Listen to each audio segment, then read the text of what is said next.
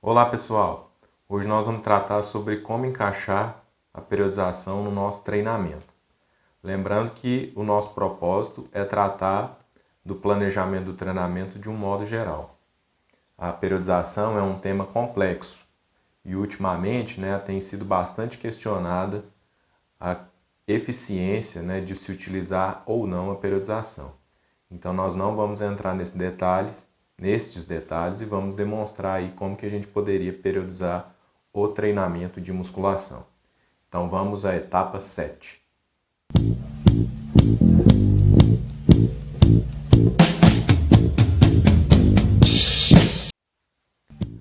Nas etapas 5 e 6, se você não assistiu esses vídeos, acesse lá o nosso canal para assistir os vídeos da etapa 5 e 6. Lá nessas duas etapas, nós definimos as variáveis estruturais para iniciar o treinamento.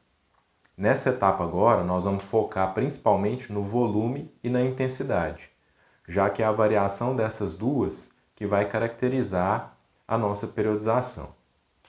Existem dois tipos básicos de periodização que nós vamos mostrar aqui. A periodização linear, ou também conhecida como periodização clássica, e a periodização não linear, também conhecida como periodização ondulatória. A periodização linear consiste no aumento da intensidade com o passar das semanas e a redução do volume. Então vamos pensar o seguinte: se eu preciso aumentar a intensidade ao longo das semanas, eu não posso começar com uma intensidade muito alta, porque senão eu não tenho para onde progredir nas próximas semanas. A mesma coisa acontece com o volume. Se eu começar com um volume muito baixo e eu preciso ir reduzindo o volume ao longo das semanas, não tem como eu reduzir mais o volume, já que eu comecei com um volume muito baixo.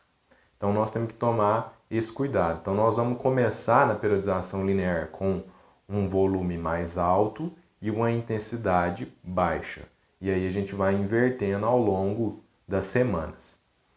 Normalmente, a periodização linear se caracteriza em fases de 4 semanas. A cada 4 semanas eu altero o volume e altero a intensidade. Vejam esse exemplo.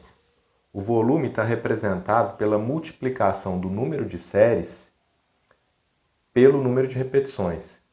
E ele vai reduzindo a cada fase de 4 semanas.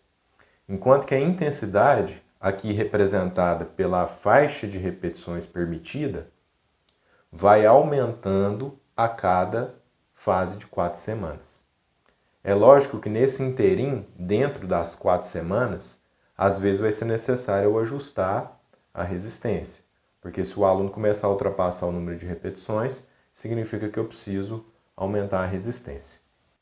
Então, dessa forma, nós temos aí um programa periodizado de 16 semanas. É muito importante não se esquecer dos descansos, principalmente para os alunos que treinam mais de 4 vezes por semana.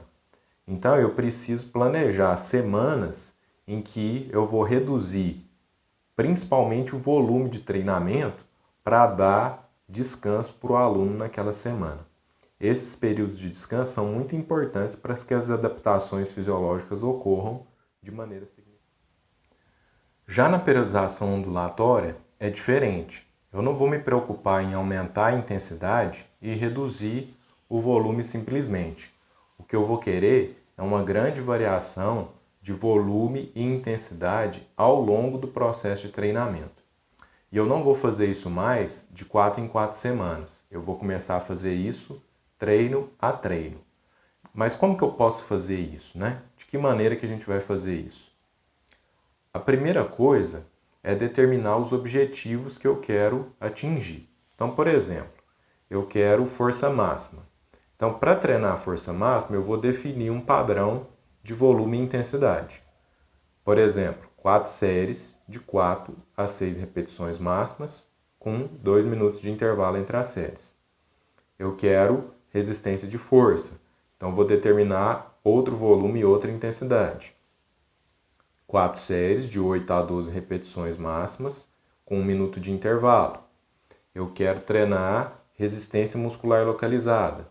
Então, para isso, eu já acho que é interessante 3 séries de 15 a 18 repetições máximas, com 45 segundos de intervalo de descanso. E para potência, eu quero treinar 3 séries de 1 a 5 repetições, com 3 minutos de descanso. Então, eu defini esses objetivos e defini os volumes e as intensidades para cada um deles.